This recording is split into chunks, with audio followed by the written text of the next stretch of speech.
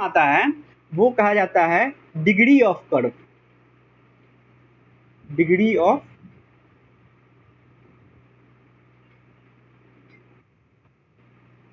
Curve, ठीक है।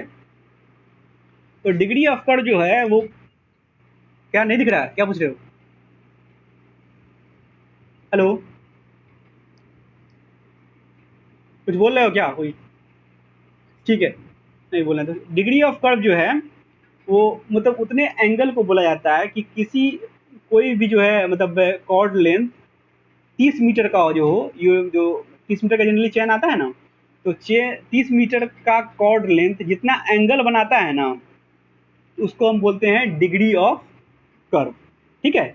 जैसे कोई भी, ये आपका जो है ये कॉर्ड है ना, अगर यहाँ पे कितना कितना एंगल बनाता है, मान लो कि वो डी एंगल बनाता है, तो इसको जो है हम डिग्री ऑफ कर्व बोलेंगे 30 मीटर का। लेकिन ये होगा तो ऐसे तो बोला जाता है कि कोई भी मतलब यूनिट मानक लेके, जैसे भी 30 मीटर का चेन यूज कर रहे हैं तो वहाँ पे उसके लिए डिग्री होगा। 20 मीटर का चेन यूज कर रहे हैं तो पहले फुट में यूज होता था, फुट वाला जो चेन होता था उसके लिए अलग डिग्री होता है। लेकिन जो है अभी स्टैंडर्ड जो है वो है कि अगर 30 मीटर का लॉन्ग कॉर्ड है, 30 मीटर इसका लेंथ है, तो वो जितना एंगल बनाएगा सेंटर पे, है ना, तो वो बोला जाएगा कि डिग्री ऑफ कर्व बोला जाएगा, ठीक है। तो अब ये चूंकि मान लो कि ये degree of curve D angle है ना, तो इससे हम यहाँ पे परपेंडिकुलर डालते हैं, तो ये 30 मीटर का है तो ये 15 मीटर हो जाएगा, और ये भी 15 हो जाएगा ना। और ये जो है एंगल दो पार्ट में बढ़ जाएगा, ये जो हो जाएगा d/2, और इधर ये भी हो जाएगा d/2, ठीक है। अब लगा दीजिए आप क्या, और ये जो है आपका रेडियस है, ये भी रेडियस है, तो आपको लगाना होगा साइन थीटा, है ना। तो साइन d/2 इक्वल टू हो जाएगा, साइन d/2 इक्वल टू कितना होगा बताइए? साइन d/2 इस ट्रायंगल में, इस ट्रायंगल 15/r, है ना, वो हो जाएगा 15/r। लेकिन चूंकि हम लोग जानते हैं कि for small values of theta, for small values of theta, for small values of theta, sine theta जो होता है वो थीटा के ही बराबर होता है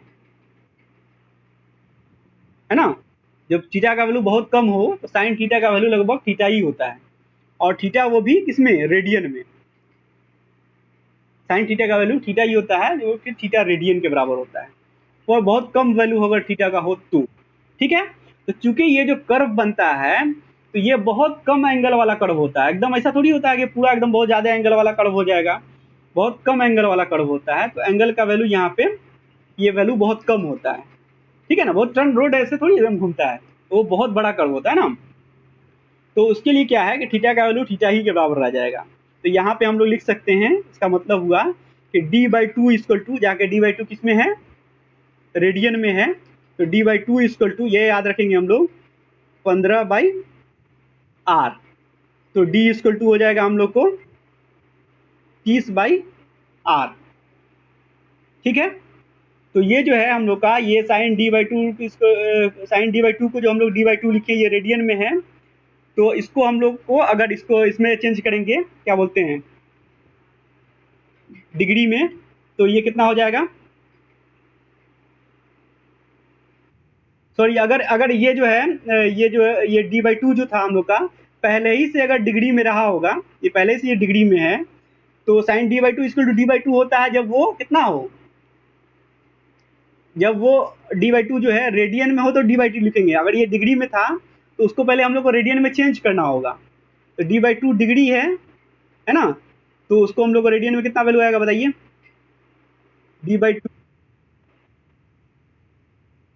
हाँ 180/पाई, या पाई/180, पाई/180, है ना, पाई/180। तो यहाँ पे हम लोग को ये ऑलरेडी पहले लिखना होगा कि थीटा रेडियन में होता है, तो इसको हम लोग को डिग्री इसमें चेंज करने के लिए लिखना होगा पाई/180, ठीक है। ये बात समझे, पाई/180 क्यों ऐड किए? Sine theta equal to theta होता है, लेकिन थीटा जब रेडियन में हो तब थीटा लिखेंगे। थीटा अगर यहाँ पे 30 डिग्री होता या फिर 5 डिग्री होता तो उसको हम लोग 5 डिग्री को रेडियन में चेंज करके यहाँ पे लिखते हैं, 5 × पाई/180, है ना, ये लिखते हैं ना।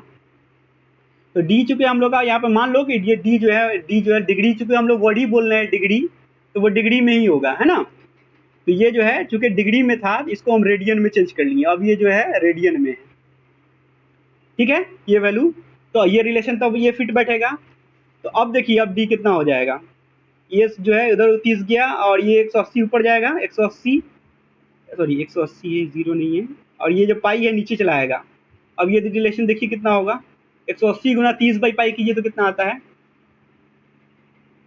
180 इंटू 30 और डिवाइडेड बाई पाई, ये होता है 18.87 है ना, 0.87 डिवाइड बाई आर, ठीक है। इसको जो है रफली लिख दिया जाता है D equal to 1719 by R, ठीक है। या इससे एक और चीज निकल के आ जाएगा कि आर बी जो है वो जाएगा 1719 बाई डी, है ना, दोनों चीज लिख सकते हैं। इसमें जो आप लोगों को कन्फ्यूजन मेजर का कन्फ्यूजन यहाँ पे हुआ होगा, एक दो बार आप प्रैक्टिस करोगे तो समझ जाओगे कि क्या बोला जा रहा है यहाँ पे, है ना।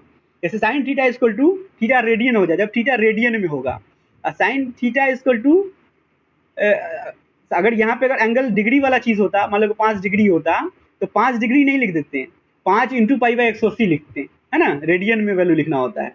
इसलिए जो है 5 इंटू पाई बाई जो भी वैल्यू था, डी बाई टू वैल्यू था यहाँ पे, sine theta sine D by two screw D by two तो होगा ही, लेकिन रेडियन में करने के लिए पाई बाई 180 किए, ठीक है। तो पाई बाई 180 कर दिए और ये इधर इक्वल टू इतना था ही। अब इन सारे चीज़ को उधर ले गए तो डी को इधर रहने दिए, तो ये चीज़ आया और इससे निकल के इतना आ गया, ठीक है। जहाँ पे हम लोग का डी जो है ये डिग्री में है, ये याद रखेंगे, यहाँ पे ये रेडियन में नहीं है, यहाँ पे चूंकि वर्ड ही इसका डिग्री ऑफ कर्व है तो वो डिग्री में होगा। तो अब इसको निकालने का क्या मतलब है, इससे क्या मतलब फायदा होगा। तो डिग्री ऑफ कर्व जो है ना, ये कर्व का एक डिजिग्नेशन है, ये जो है ये डिजिग्नेशन ऑफ कर्व है। डिजिग्नेशन मतलब उसको बताने का एक तरीका है, कर्व कैसा है, डिजिग्नेशन ऑफ कर्व है ये। तो वो इस तरह से होता है 1 डिग्री कर्व, है ना, 2 डिग्री कर्व, 3 डिग्री कर्व, ऐसे करके इसका लिखा जाता है। कर्व के बारे में बताया जाएगा कि ये 1 डिग्री कर्व है। तो 1 डिग्री कर्व अगर बताया जाए तो यहाँ पे डी की जगह पे 1 रखोगे तो आर निकल जाएगा ना, ये R equal to 17/19 by D है ना। तो अगर 1 डिग्री कर्व है तो डी की जगह पे 1 रखोगे तो रेडियस हो जाएगा उसका, उस कर्व का 1719। तो कर्व को बताने का ये एक तरीका है, या तो रेडियस से बता दीजिए कितने रेडियस वाला कर्व है, तभी आपको कर्व समझ में आएगा कितने बड़े सर्किल का पार्ट है। रेडियस से ही ना सर्किल समझ में आता है जी, कि कैसा कितना बड़ा है ना। तो उसी का ही एक दूसरा तरीका जो है डिग्री ऑफ कर्व है, क्योंकि ये जो है अब जो है बहुत फॉलो किया जाता है, मतलब बहुत जगह यही लिखा हुआ देखोगे 2 डिग्री कर्व, 3 डिग्री कर्व। तो आपको ये मतलब हो गया कि वो आपको इशारा कर रहा है कि आप उससे जो है आप रेडियस निकाल लीजिए, है ना। और जैसे ही रेडियस निकाल लोगे तो बाकी सारा इन्फॉर्मेशन भी आप निकाल सकते हो। अगर डिफ्लेक्शन एंगल दिया हुआ है तो ऊपर जो कैलकुलेशन जो हम लोग सारा किए हैं, जो अदर चीज इन्फॉर्मेशन है, तो वो भी हम लोग निकाल सकते हैं, है ना, क्लियर है। तो डिग्री ऑफ कर्व क्या है, डेजिग्नेशन ऑफ कर्व है, वो 1 डिग्री, 2 डिग्री, 3 डिग्री, इसी तरह का डॉट डॉट डॉट करके कर्व का नाम बोला जाता है। वो है क्या कि किसी भी कर्व का 15 मीटर का जो कॉर्ड होगा वो जितना एंगल बनाता है, अब ये जितना बड़ा होगा उस तरह हिसाब से एंगल बनाएगा, जितना छोटा होगा उस तरह से एंगल बनाएगा, है ना। तो वो कर्व के बारे में पता चलता है उससे, वो जितना भी एंगल बनाएगा उसको हम डिग्री ऑफ कर्व बोलते हैं। ये कर्व को बताने का एक तरीका है, और उसके रिलेशन ये निकल के आया कि degree of curve degree 1719 by R है ना। तो जैसे ही उसका डिग्री पता चल जाएगा तो रेडियस निकल जाएगा, रेडियस पता चल जाएगा तो डिग्री पता चल जाएगा, ठीक है। हाँ बताइए। हाँ वही 20 मीटर का चेन लोगे तो वहां पे डिग्री दूसरा आएगा, उसका फॉर्मूला दूसरा आएगा। तो पहले ही पता, ये इसलिए बता दिए कि ये आपको ये तरीका है, जनरली यही फॉलो किया जाता है। लेकिन अगर कहीं पे जो है 20 मीटर वाला चेन लेगा तो वो आपको बोलेगा कि 20 मीटर वाले चेन के लिए ये निकालिए, डिग्री निकालिए, है ना। तो वहां पे आपको ये 15 की जगह पे ये 30 की जगह पे 20 करना होगा, ये सारा कैलकुलेशन करना होगा। लेकिन रेडीमेड जो जनरली यूज होता है ये फॉर्मूला यूज होता है, ठीक है। ये भी बोल सकता है कि 100 फुट का चेन इस्तेमाल किया गया है तो उसके लिए फिर अलग निकल के आएगा, लेकिन स्टैंडर्ड ये 30 मीटर वाला यूज होता है और इसके लिए ये रेडीमेड फॉर्मूला जो आपको याद रखना होगा, है ना, यही पूछा जाता है जनरली। तो ये कर्व को बताने का एक तरीका है। अब इस पे जो है आप लोग जो है ये सारा जो बताया गया ये सब चीज इसमें ज़्यादा कुछ पैसे पढ़ना नहीं है, ये चीज़ अगर समझ गए हो कि ये सब चीज़ कैसे निकला, जैसे कर्व का जो ये सब प्रॉपर्टी था कि versed sine of curve, apex distance, arc length जो है, और या इसका टेंजेंट लेंथ, ये सब निकालने का आपको आना चाहिए। इसका फार्मूला जो है ऐसे तो आप अभी बैठोगे तो आप ये ज्योमेट्री लगा के निकाल लोगे, लेकिन आपको रेडीमेड इसका जो फार्मूला सब जो निकल के आया है, ये आपको याद भी रहना चाहिए। कितना याद करोगे, मतलब कितना आप बार बार कैलकुलेशन करोगे एग्जाम में, ज्योमेट्री से निकालोगे, तो कुछ कुछ चीज़ जो कॉमन है वो आप याद कर लो, ठीक है।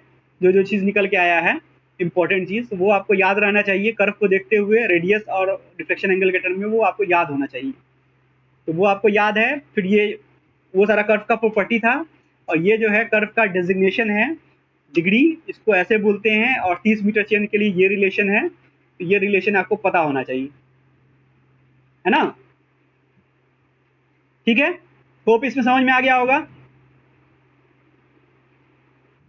हाँ, तो इसमें सिंपल बात, सब ऑब्जेक्टिव पूछता है कि रेडियस, क्वेश्चन पूछ सकता है ऐसे कि if degree equal to 2 degree है ना, तो रेडियस इक्वल टू वाट, तो वो सिंपली निकल जाएगा, है ना। रेडियस इक्वल टू 1719 बाई 2 कर दोगे तो ये निकल जाएगा, आ जाएगा जितना आंसर होगा। फिर इसी तरह पूछेगा क्वेश्चन, इसको पूछेगा कि अगर रेडियस इक्वल टू जो है कुछ भी है, 3400 है, 3400 मीटर है, तो डिग्री इक्वल टू वाट, इस टाइप का बात सब पूछेगा, है ना। तो वो आप निकाल दोगे, डिग्री इक्वल टू जो है 1719 भाई ये 3400 कर दोगे, तो जो आंसर आ जाएगा वो हो जाएगा। ठीक है, तो ये छोटा मोटा ऑब्जेक्टिव पूछता है, तो इस पे आप लोग जो है अपना प्रैक्टिस करना। फिर जो कल कुछ डाउट होगा तो वो हम पूछेंगे, है ना, या आप लोग पूछेगा हम बताएंगे, और कुछ नया क्वेश्चन होगा तो वो सब बनाया जाएगा। इस पे छोटा मोटा क्वेश्चन सब आता है ना, ऑब्जेक्टिव टाइप या 2 नंबर का इस पे आता है। फिर यहाँ पे ये सब जो फॉर्मूला आया था, वो सारा फॉर्मूला देखोगे कि आप आर और फाई के टर्म में है ना, सारा जो फॉर्मूला ये आर और फाई के टर्म में है। तो आपको किसी भी कर्व का रेडियस और डिफ्लेक्शन एंगल बताया होगा, फाई डिफ्लेक्शन एंगल को बोलते हैं, जो ऊपर लिखा गया है, तो वो बताया होगा, ये सब चीज़ पूछेगा कि ये निकालिए वो निकालिए बोलिए, तो आप एकदम रेडीमेड फॉर्मूला है उसका आप निकाल सकते हो। ठीक है, तो आपके लिए आज का होमवर्क है इस सब्जेक्ट के लिए कि आप लोग जो हैं मतलब इसका जो भी आपके पास बुक है उससे आप प्रैक्टिस कीजिए, क्वेश्चन जो फॉर्मूला बेस्ड क्वेश्चन सब है वो सब प्रैक्टिस करके आइए। और कल जो है अगर इस पे क्लास होगा, इसका क्लास शायद फिर इसके बाद ये इसमें है, मतलब सैटरडे को है, सैटरडे को हम लोग इस पर डिस्कस करेंगे। ठीक है, फिर आगे की बात होगी। ठीक है।